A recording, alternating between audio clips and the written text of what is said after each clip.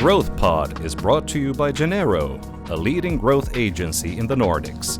We interview marketing experts, business leaders, and entrepreneurs to uncover the stories and strategies behind profitable growth. Welcome to the show, Timo. Thanks. So you are the CEO and co-founder of Ebike Center, Yes. which is, you guys sell e-bikes, electric bikes, both online and offline. We talked about this before we start rolling, probably the biggest market leader in Finland and probably also in the Nordics as well. Yes. Company was founded in 2023 and you've grown profitably and fairly rapidly to a team of close to 50 people, and revenues last year was 13.5 million. 35 million. And you did all this with like no external funding, right? It was Yes. the cash you put in. Me and my brothers 10K when we started. 10K each. Yeah. Okay, so that's really impressive. When like bootstrapping e-commerce to grow like that fast growth and profitably and no external funding is very difficult. So we're gonna talk about how you did that. But yeah, like I said, you founded the company in 2023. So why start the company? Why e-bikes? Did you always know you were going to be an entrepreneur? Like what led you to start? Yeah, I think I have been always known that I'm going to be an entrepreneur, but the e-bikes came with me from 2016 when I first time tried an e-bike. And it was like, I always known that you need to have some quick dopamine hit to your customers that you can succeed in this business. And when I first tried an e-bike, it was like super fun to drive. And the thing is, I think I was sold immediately. And I started learning more about the e-bikes, and I learned there is like quality e-bikes and there is like motorbike e-bikes when you just go, and there is huge difference on those. And I started working on the industry first, and then a couple of years ago, me and my brother Mika, we was talking about that we should do a company together. And that was like, Mika was like working on big companies, so he have a lot of knowledge on people leading, building the infrastructure to the company. And I know everything about the e-bikes. And I have really good relationship on the manufacturers already because I was working on the industry. And then we, one night on the sauna, we just, now we do it. and we did it. Yeah. So you both quit your jobs, put in the 10K and... Yeah. Okay. And what was the e-bike market like at the time? Was it growing? Was it like popular? Like, because I don't really know or remember. When we started 2023, it got hugely growing when the COVID was, because then the people just buy e-bikes and go to the forest. We had like 2019 the big growth, and then the market was like over bulk out of the products when we came from. There was starting at big discounts and manufacturer had like big stocks right then. But we still, there was this bike benefiting from the government, and we do the math that we just need to sell one e-bike per day, and we are good to go to doing this. So that's why we and I know then where was the best places to sell e-bikes. So of course we opened our first store in Vantaa Tammisto, and it was like day one there was customers coming in. So that was really good start. Okay, so the target for the first year was like one e-bike per day. Did you beat that or did you? Yeah, we heavily beat that. In the first, I think after 3 months we was ready to open the Oulu shop. Okay. Because I was knowing all the people in the industry, and I have really good relationship on them. So I know one store manager in Oulu, and he want to do it with us. So then it was easy to move on the Oulu. Yeah. And after that, I know one really good guy on Tampere. Yeah. And then we moved on Tampere. Yeah. That's why. Yeah. It's so much easier to get started when you know an industry, like when you have the relationships, manufacturers, partners, everyone. But it sounds like you did not have to go out and create customer demand because you were growing so quickly. Just basically you had the stores and people just came in, or did you have to go out and advertise and create awareness? Yeah, we did that a lot. But I think the thing is that there is no in bike industry like brand stores. There is bike shops what sells every brand, but I know in the auto industry you have like this massive Mercedes store or brand stores. So we was like first who take that role. Yeah. So that was huge benefit to us because now we can do all the warranties on the all high bikes, Tunturi, these brands, and we are so close with the manufacturer that the logistics are so easy to us because every problem we can fix it immediately, and it was really nice to scale fast because we was in this position, not buying everywhere, everything, and that's how. Was that like one of the insights at the beginning that led you to start the company, that we're going to kind of professionalize and create this brand store?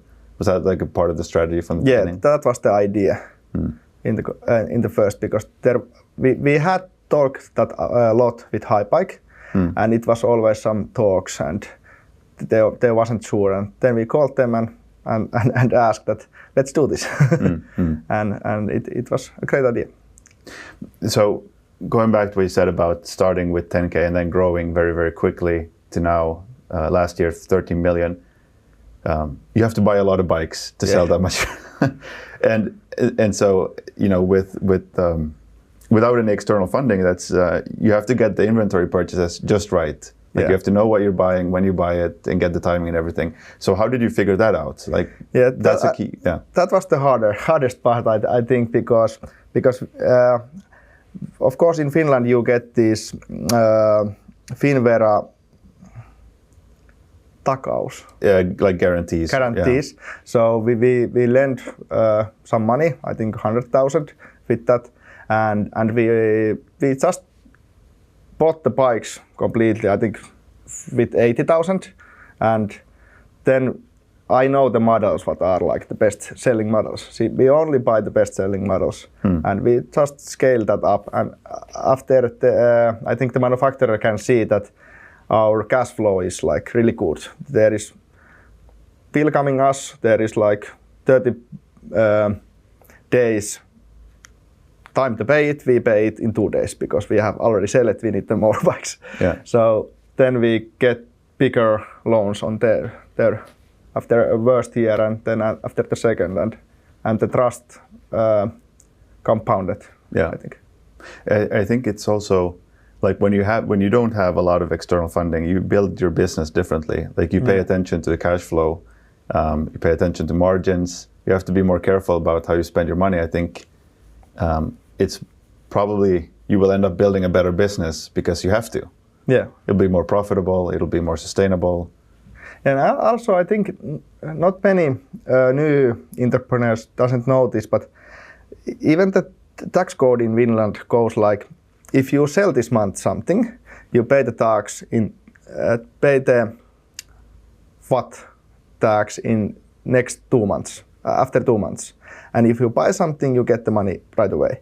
If you are sure you can sell next month a lot, you get that also help you growth. Yeah. Okay.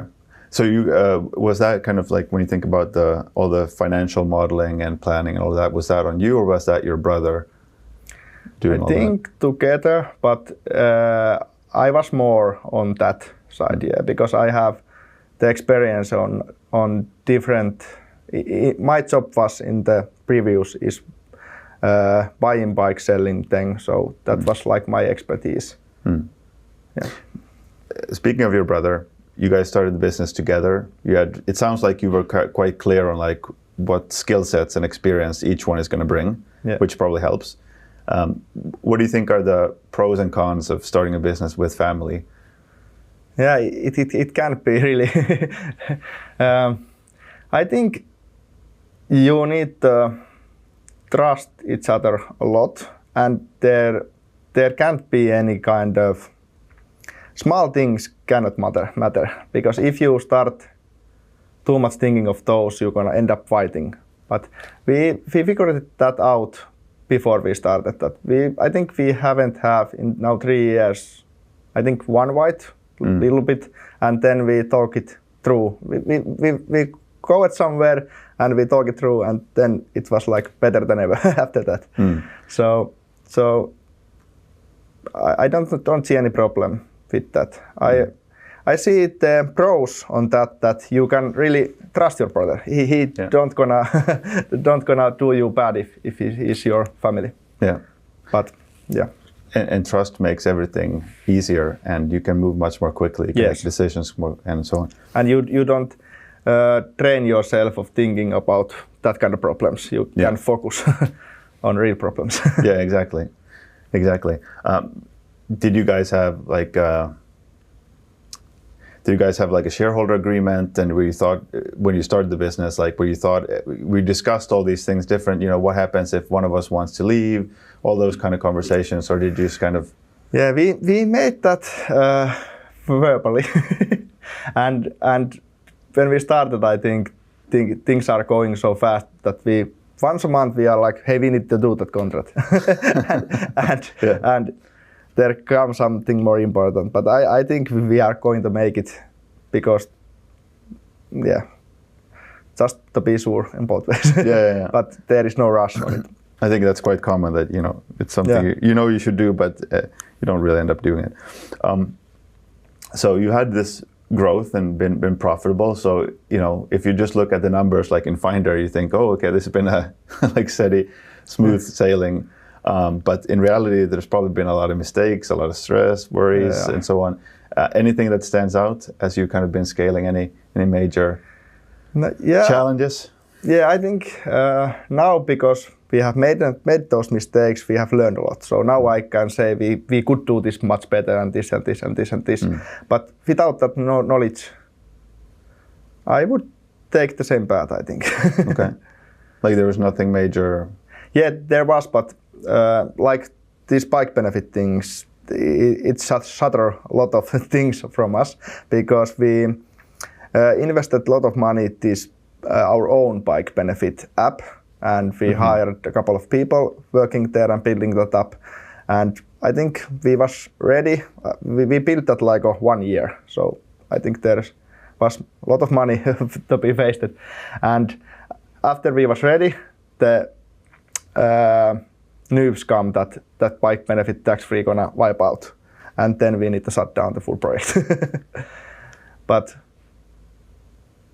other than that, I don't think we have made any mistake that we can reverse. Yeah, I think that's key probably. Jeff Bezos of Amazon had this, he talked about type 1 and type 2 decisions, and I think type 2 decisions were decisions where you can kind of like open the door, you go in, and it's like you see, okay, this was not good, and you can go back, like you can reverse it. And type 2 decisions, you can make those very quickly. Yeah. Type 1 decisions, you need to be very careful.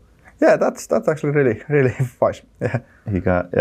Okay, let's talk about the bike benefit, because that was how much what was the subsidy like in euros per, like, that the government gave to people?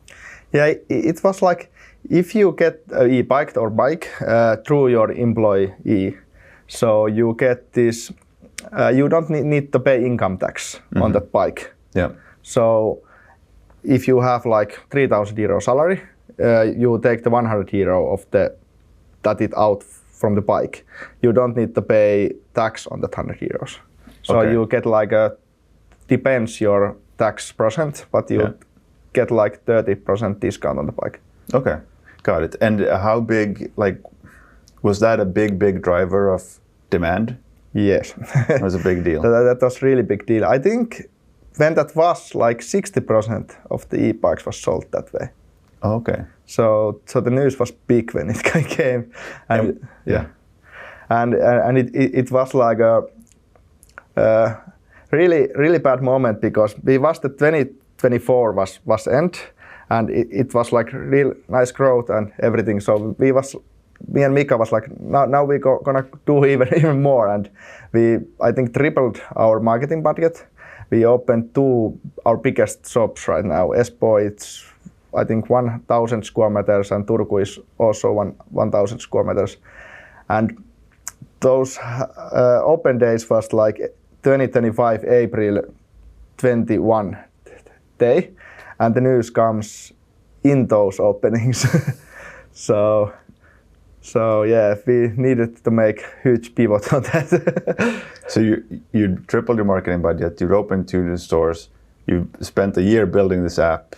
Yeah. And then the news comes that something that's been responsible for 60% of all e-bikes is going to be taken away. And how quickly was it? What was the period between the news and it's being faded out? Like, I think next day it stops. It was like immediate. Yeah, it was immediate. And the baddest thing about that was like, it wasn't like Loctite that it's gonna disappear.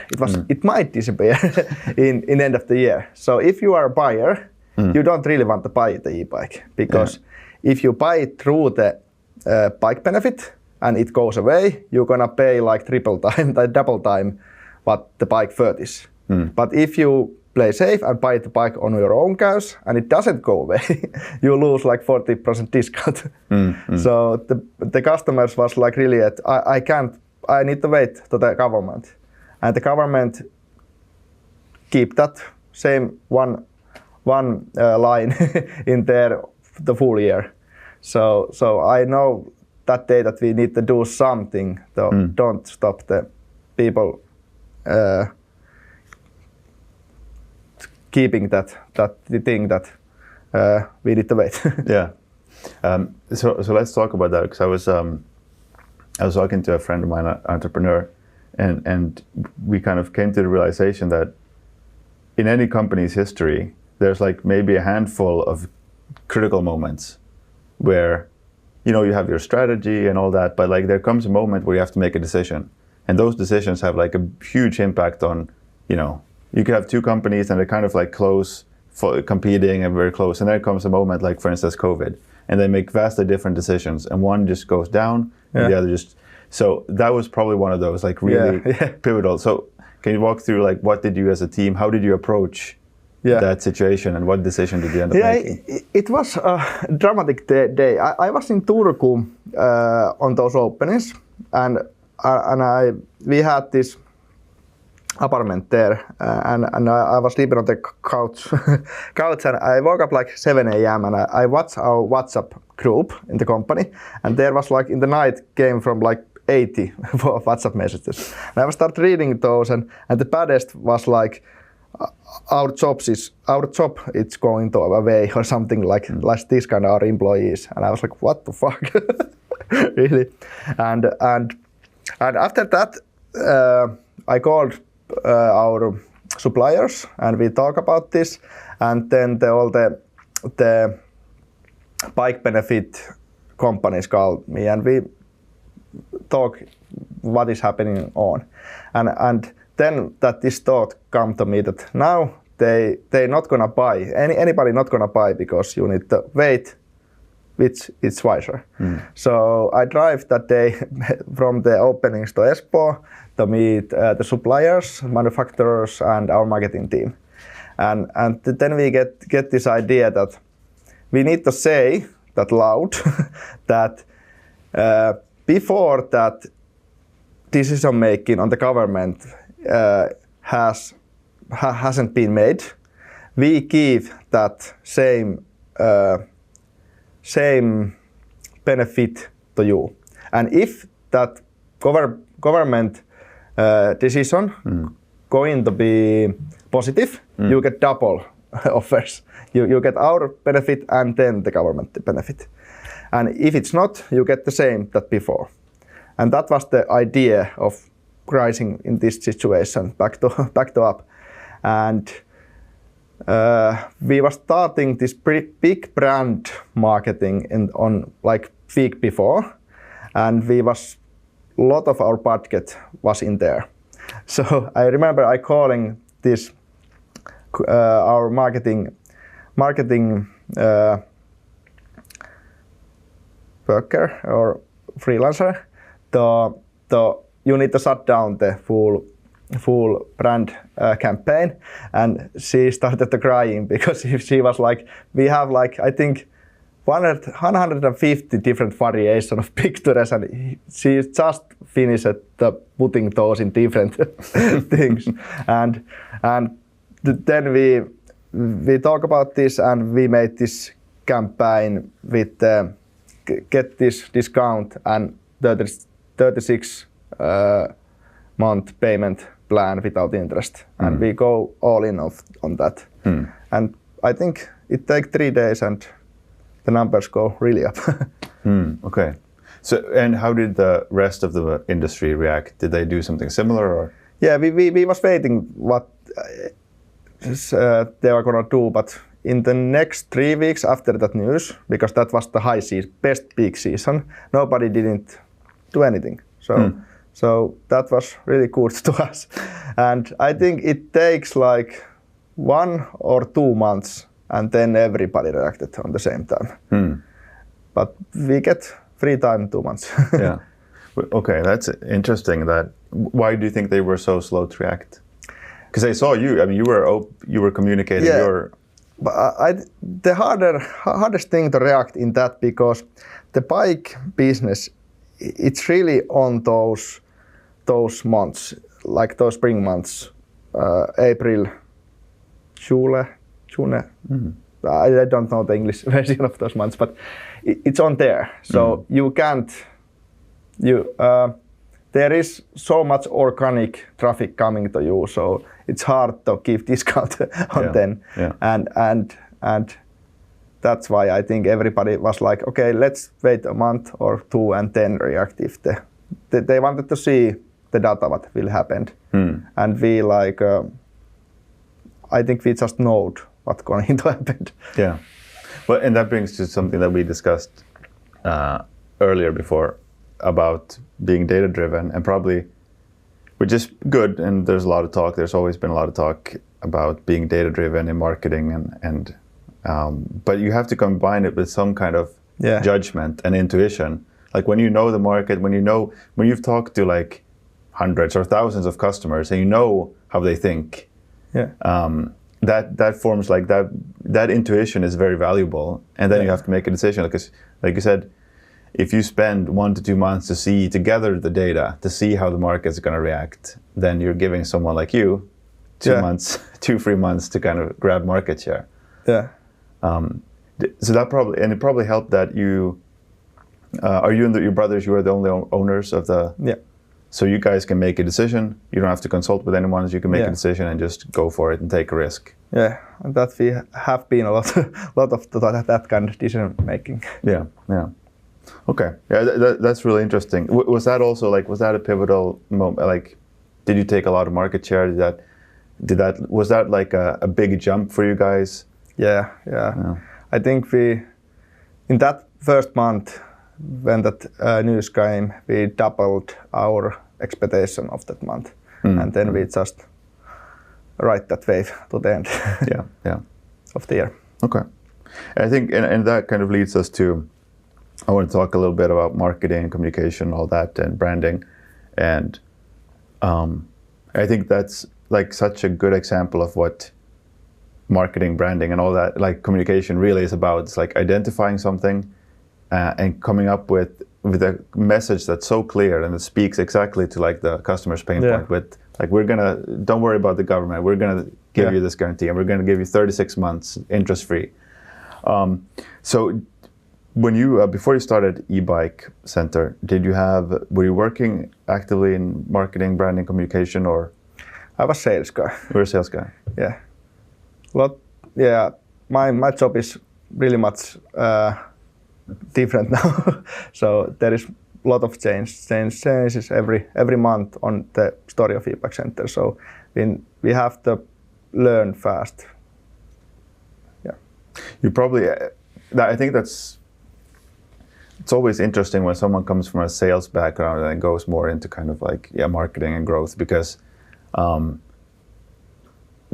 when you're used to selling, I mean, you have to sell. Like, you know, first of all, you know what works because you can see it. Like, either I close the deal or I don't. Yeah. And you get to try out a lot of different things. And I think a lot of marketers probably forget that marketing should also be about selling. Yeah. It's eventually. So, like, what did you learn? What have you taken with you from your sales background that you're applying now as you're thinking about leading and building Ebike? I think mostly from the sales, that what the customer actually wants. So it's hard to put this in English. I think there is a lot of coming like what we gonna advertise, what is the real helpers on our customers. So is it like more warranties? Is it the payment? Is that really good? But I don't think no one who is working for sales knows everything about the customers because the data is so big. In one sales guy can't see like 10,000 of customers and remember what those likes. So there the data comes to help. But yeah, there was been good things, but I think the best thing is about really moving fast and want to do better. Better, because I think the major thing in our company was like me and Mika, we never thinking about that we are great. That's never on the table, because when we start, we was a really small company and we paid a really big advertising company to get their best guys to do our marketing. So normally that was like really stupid because cost-wise it was huge cost and small company. But that we started to do the right things. We get the better knowledge, and we do that in every part of our company. If we buy a sales manager, it needs to be somewhere top, and we just need to tell him that we are a good place to come. And then he can build really nice things. And it seems kind of obvious, but a lot of companies don't do that because it's risky. It's risky? Yeah, it's expensive and really risky. Yeah. How did you figure out, because let's say with the marketing guys you hired, because it wasn't your area of expertise, how did you figure out which ones to pick? Like, how do you figure out who's the best? Learning. I did work with those offices, and if you do a lot of work with them, you're gonna see who's gonna bring something new at the table and who have that drive to do those things. And I think and the really good deal on those was like they see in me that I'm really excited of this marketing thing. I want to do those, and I also can learn a lot in a small time. So we get this hyped, and then they want to work in this company because they see the potential. Yeah, I think that's absolutely true. And it's just like a side note, because people maybe don't realize it, that like depending on, as a marketing, if you're working in a marketing agency, like if the customer is really excited, like genuinely passionate, that's going to catch on to the marketing agency as well. Yes. That's going to impact the work they're doing, and they're going to be more excited and more creative, and they're going to maybe work extra to make it. So I think people don't necessarily realize that it's a big benefit to having that kind of like energy and optimism and passion for what you're doing, because no matter what partner it is, marketing agency, no matter if it's you trying to recruit someone like that, it's evident. That's really a thing. Because I have seen in my past, like if you are like this normal businessman and you want to buy an agency to do you something, if you really gonna go cheap on those, like you want lower prices and you want more and more, nobody gonna like you in that agency, and you are never gonna get a good profit on that. So if you are like that, then don't buy anything. Do it yourself. Yeah, I think that's a problem that we have, generally speaking, in Finland. Is we try to be cost-wise. Yes. Too cost-wise. Yes, and we end up losing a lot of money because of it. I have heard a lot of like, I am crazy when I don't usually, like, if I get offer, either I take it or I don't, because if I ask 20% discount and I get it, I have this feeling on my back that there is something missing. Like he don't gonna do all it for me.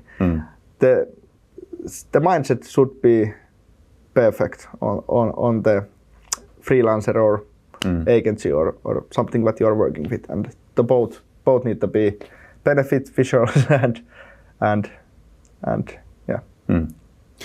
So you started in the beginning. Were you using more marketing agencies, and then at the same over time building your in-house marketing team, or? Yeah, last year we still used a lot of agencies, and this year we have no agencies. Okay. So we do all it inside the house. Okay. And what are your main, like, is it mainly digital? I'm guessing, obviously, but like, is it Google ads, or do you get a lot of organic, a lot of paid social? A lot of those, a lot of everything. A lot of everything. There is, I think we have like 10 channels. I think where we really invest. Okay. And do you track the awareness and market share and all that? Because I'm guessing, Finland is a fairly small country. You're becoming a quite big player. Like, do people know about you? Do you still have to go out and create a lot of brand awareness, or how does that? Of course, we do that because we need the brand need to evolve. But I think we mainly are focused on the conversions, and we do the branding on those. I need to ask my marketing leader now what we are doing right now. But when I was leading that, we focused mainly on the conversions because we needed the money and we need to grow, and we didn't have anyone's money to burn out. Yeah. And what have you learned? Because that's a whole topic about how to optimize for conversions, how to get people to actually buy and get them through the whole buying journey. Anything kind of that stands out that you've learned? A lot. That is like so big topic that we should take 10 of these meetings to open that. But the only easy way to put it is you need to have some people that know on those things, and then get those work together and learn new things and use their relationships to learn new things. And I think till now, in every week, we get something like, "Oh, we did it. We do this wrong way all the time," and there's a lot of changes happening there. But yeah, I could say this in confidence that we are really good on those if we compare on the bike industry. That is one key thing that we do really good. Yeah, I think it's interesting to see, because I think this is true across almost probably any industry, is when you start looking at companies, they're not thinking about these things. Yeah, and you need to invest a lot of money on that. I think we have probably last year we invested more than $500,000 to build those things. So there is, I think that is our biggest invest that we do. And is that mainly the website or just everything? Yeah, everything. Everything. I don't want to open to. Yeah. But it's a significant investment. That goes back to what you're saying about if you're trying to be the market leader, you have to hire the best people. You have to make the investment. Like, it doesn't come free. Yeah, and the hardest part on that, the price doesn't come immediately when you invest, and you just need to. I don't want to say hope. You just trust. Yeah. It will come when you are the best, and you can track it like watching other companies your competition, what they are doing, what you are doing, and there is so many tracking tools right now available for €100 per month. So yeah, you can track that your investment. Yeah. Are there any, like, maybe not even competitors, but just companies that are doing really well that you kind of benchmark or look at? Yeah, we had benchmarks, a lot of, I think, till last year. Now we are like this point that we need to find a new benchmark. I'm not sure what it is right now because that we need to figure out. Yeah. But yes, we had, I think, couple months ago we go over that our benchmark.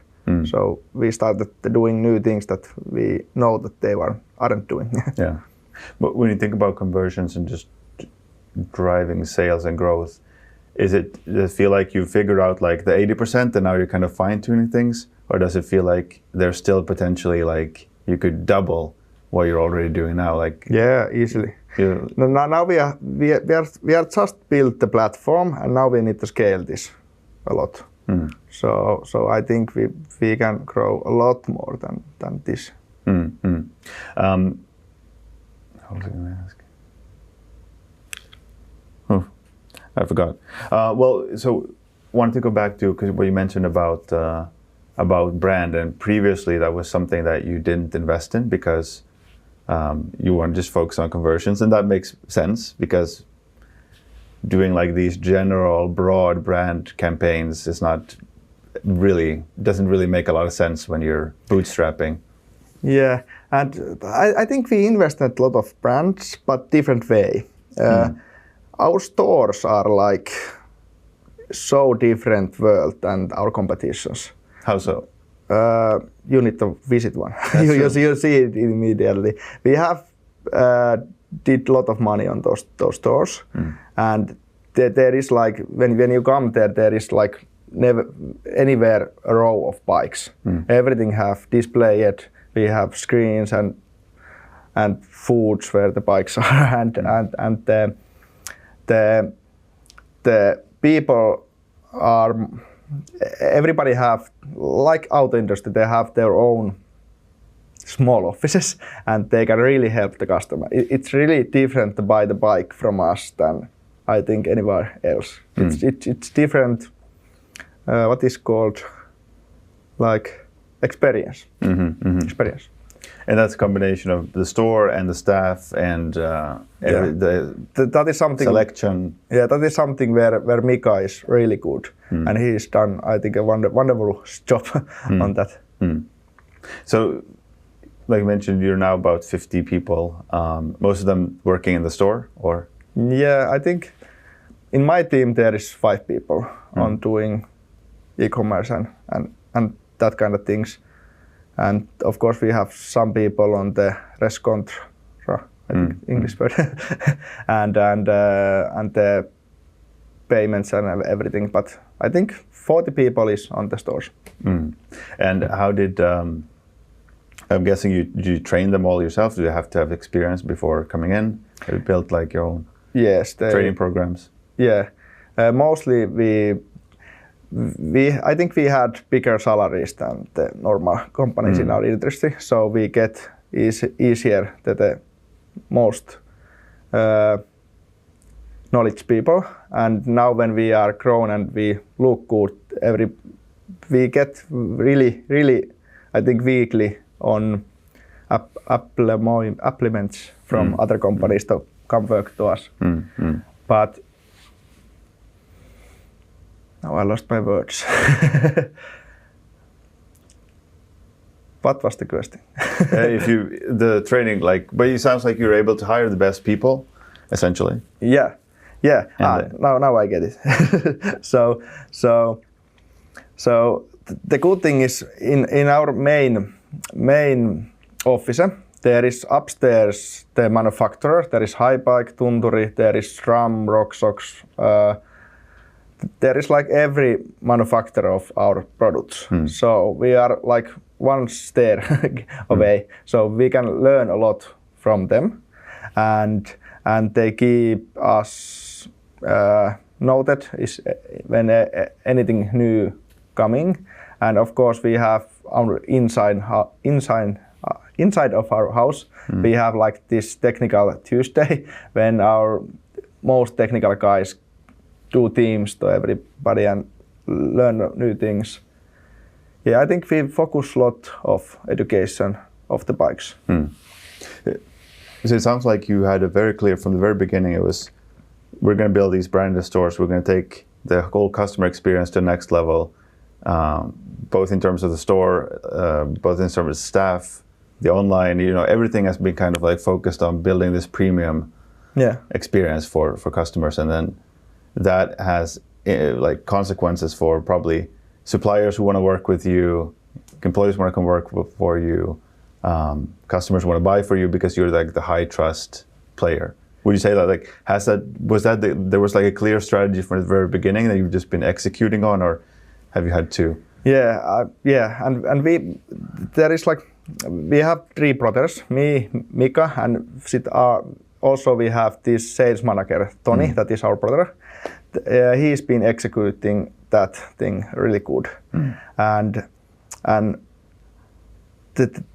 also the good thing was like when we started working with Highbike, we lower them warranty cost a lot because in our building program, when the bike comes from us, we have these guys from the first place when we started who was like working with Highbike 20 years. So they know all about these small problems if there is, and they build us very different building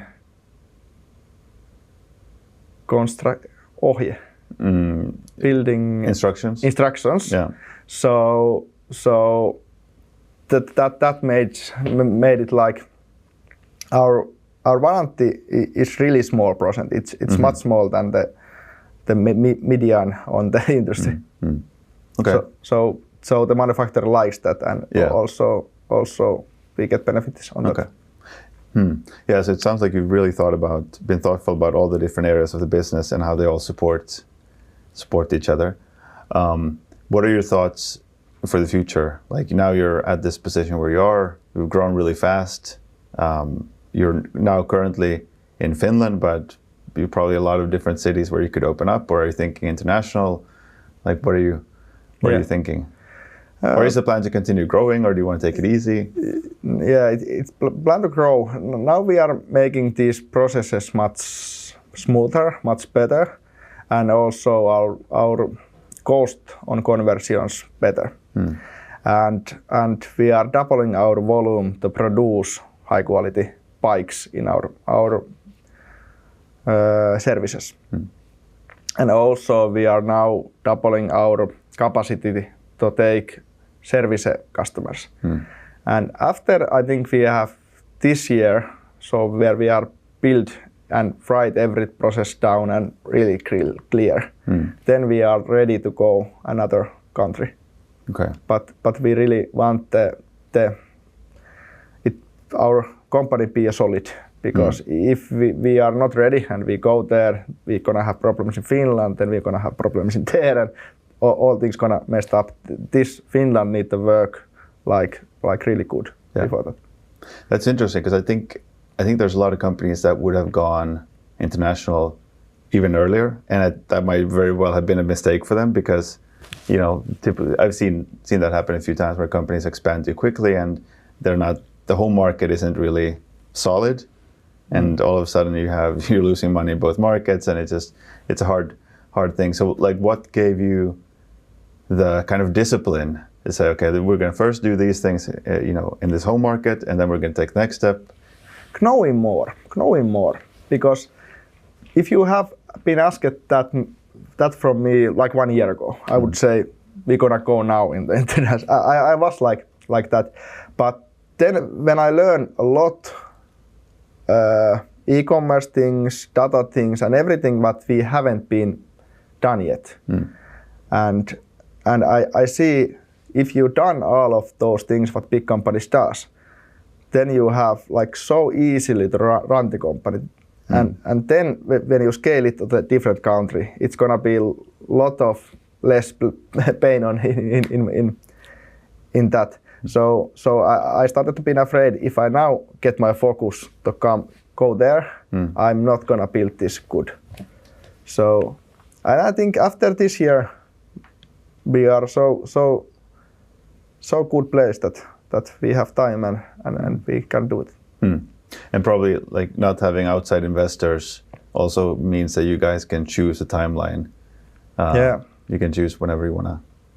Have you? I'm sure people have reached out to you because of numbers, who want to invest or maybe acquire you, but your plan is to stay independent. It depends. We don't need money, so we want to hear everybody. If there is some kind of what they can teach, do something. Of course, we are interested. But yeah. Want to ask a few questions, kind of general about entrepreneurship and leadership and so on. And we talked off air. You mentioned like one thing that you've seen a lot of in other companies is how easy it is to blame external factors. You know, we didn't hit our numbers because of the weather was really bad, or government subsidy, you know, or the market was bad. But it sounds like you guys don't do that. Like you don't allow that to become a reality for you. So how do you avoid falling into the trap of kind of just blaming the environment? Yeah, I think in many meetings, if the sales have been going down and somebody says there that it was windy or something that kind of way, we stop it because that's not ever true.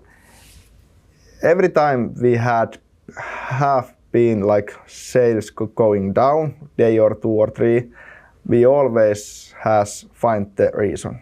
It just might be a little reason. Some product has moved out of the catalog a different place, or there is so much. It is so small things when the customer is buying on web store. He has 2 different stores and he needs to choose. So I think most likely the reason is there, or is it in the stuff or something. So we just need to find the reason. Okay. So basically, yeah, that's interesting because I mean, in any business there's going to be a natural fluctuation, right? Yeah. Sales are going to go up and down depending on the day of the week or the season of the year or whatever. And it's so easy when things are going good, you're like, okay, it's because we did this thing. When things are a bit down, you're like, oh, there's 1,000 different reasons, but external reasons. But basically, it sounds like you don't really accept that ever as a... No. Okay, that's good. That's really that's really good. One thing we also talked about was self-awareness and how important that is as an entrepreneur. Like you need to know. You just mentioned that, like knowing how much you don't know. Yeah. How have you and your brother, like, did you start off with a lot of self-awareness, or was that something you kind of? I think my brother have it more because he's, I think, 20 years older than me, but 50 years. I'm not sure. but when we started, I was the typical sales guy, so I know everything and I am the best. And that is true when you are working like 2 to 3 million revenue company. You can basically do all of those things by yourself. But when you go up, there come this little thing that called competition. So when that hits you, then the other people really the other companies have these skills, and I think the only way to really learn it, if you don't know it, is to pay the price and buy a really good marketing guys or talking with them, and you're gonna learn fast that you don't know a lot. That's my experience. Yeah, but that also then requires you to be open to that, like. because often sometimes you see these happen when people, companies buy consultants or marketing agencies or whatever, but their ego doesn't really allow them to take the advice because they do want to feel like they're always the smartest person in the room. And also, when you go in that first conference, first meeting on somebody like that, the thing is, you really need to inspire him to help you. It's if you go like, you cost like 300 euros per hour, 100 euros mostly, the environment change, and you are not gonna get that benefit anymore. Yeah, for sure. Because I mean, this was the first company that you started, and it's now been 3-4 years. Actually, second. Oh, second. Okay. I started before this one of our competitors right now with 2 guys, and they were still in the market, but it was really different mindset than what I was having. So then I wanted to do it again with my brother. Okay, a different strategy and what's been the hardest part about? So you had, I mean, obviously then you knew you did not start completely from scratch, but what's been the hardest part about the journey so far with Ebike Center? Maybe something that people don't talk about when it comes to being an entrepreneur. Yeah, it's heavy, but I think that the things are when you need to always be prepared that market gonna go in anywhere, and the positive thing on that is everybody are in the same situations. So.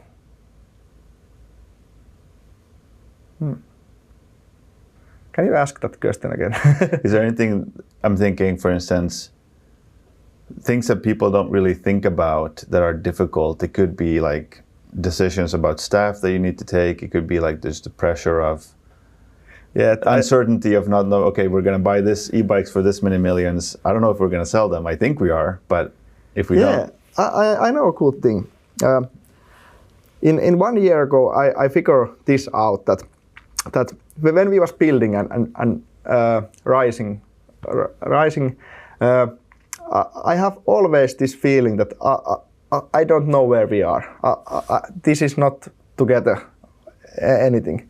And I was like in this one hotel where they have this painting, and it was from Christopher Columbus, that you never been so far when you don't know where you are. And I think that is something what clicked on my mind, that okay, now we are like really going forward because I don't know where we are, and you just need to somehow try to keep up and learn, and then you catch it, and then you can also go. Now I think I know where we are exactly and what we are doing, but in this journey there was a lot of times where the pressure was really high because I really didn't know where we are. I think that's a really good point, because and to kind of accept it, that this is normal. Like, it's okay when I'm in a place I've never been. I'm not supposed to feel any different. I'm supposed to feel. That's the thing what I tried to explain in this. I think that's also true when it comes to companies. It's like when you're doing something that everyone else is doing or someone's done before you, then you can always benchmark. You can look at, oh, they did that. But when you're like, let's take the example of the subsidy, like when you're the only one in the market who reacts that way, you can't look around because no one else is doing it. So even as a company, I think that becomes scary, because not always, but often in my experience, when companies think about strategy, for instance, we always start by looking what has someone else done in another industry, or what are competitors doing. But to kind of build it up, the strategy from the ground, and think about what makes most sense can be quite scary, because you're not anchoring it to something else. And we as people, we get really scared when that happens. Like we want to have something to look at and someone else that we can point to and say, okay, they did that here and it worked, so therefore we can do this. Yeah. Is there anything, I mean, we may have already talked about a few of those things, but is there anything that you find, you mentioned with when you started this second company, it was because you had a different vision and strategy that you wanted to pursue. Are there things where you feel like you disagree with most people about, whether it's like branding or sales or marketing? Are there like beliefs you have about business that you have that most people would disagree with? Yeah, I think that is the biggest thing why this happened, this Ebike Center, because I think most Finnish entrepreneurs and businessmen think a lot of cost-wise and low cost and high profits, and that's how I also believe that kind, but you need to first go to the high income before you can't really cut any costs, and I think everybody limits their thoughts how big they can get. Too much, like I need to reach this 1 million year revenue goal, and you don't really think that you can do it that 100 times. And then if you cut the cost, maybe the profit margin is not that big, but there is more money on the table. Yeah. That's a big, like you said, I think that's really common, and it shows in the e-bike. I think that's what's so fascinating about the story, because it shows that you can, with very little money, startup capital, in a pretty short period of time, build a premium brand and a market leader if you have the strategy. Of course, lots of hard work and difficult decisions and all that, but like if you have consistently that strategy of building the best customer experience, attracting the best people and partners and all that, it really works. Yeah. And also you just need to have the courage to get the right guys, and then get the right guys to want to do that, and then be a really sophisticated to small things. Like I'm always the guy, if we build this coffee cup ready and I see one thing there, we are not ready before that thing's gonna bother me a lot, and I do that like daily basis. I think our graphics designers hate me a lot because I'm gonna turn down 10 of their things, and then 11 is good.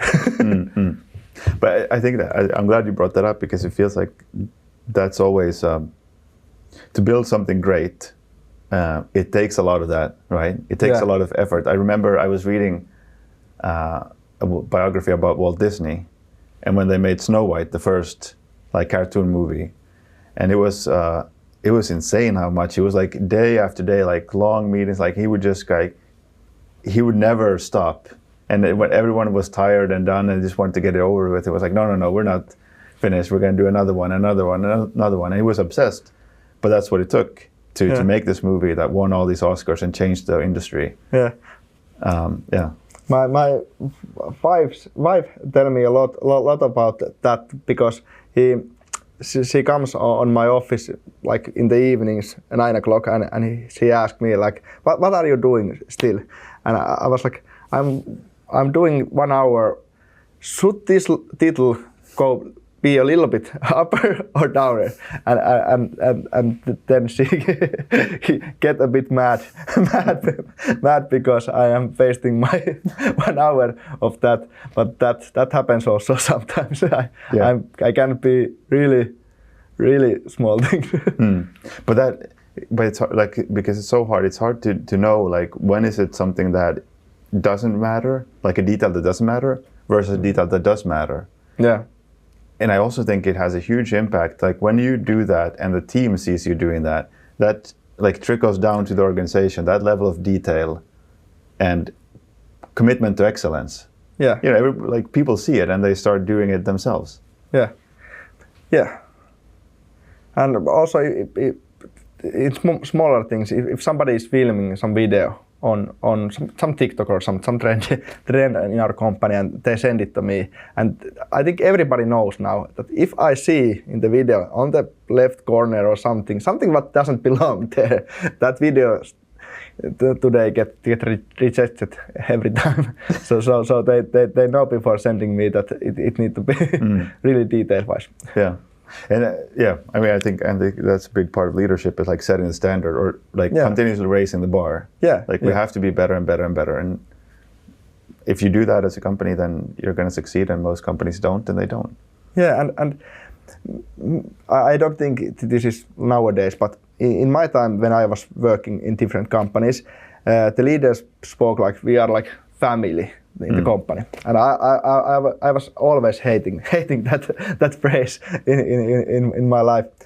I think we are more like a ice hockey team.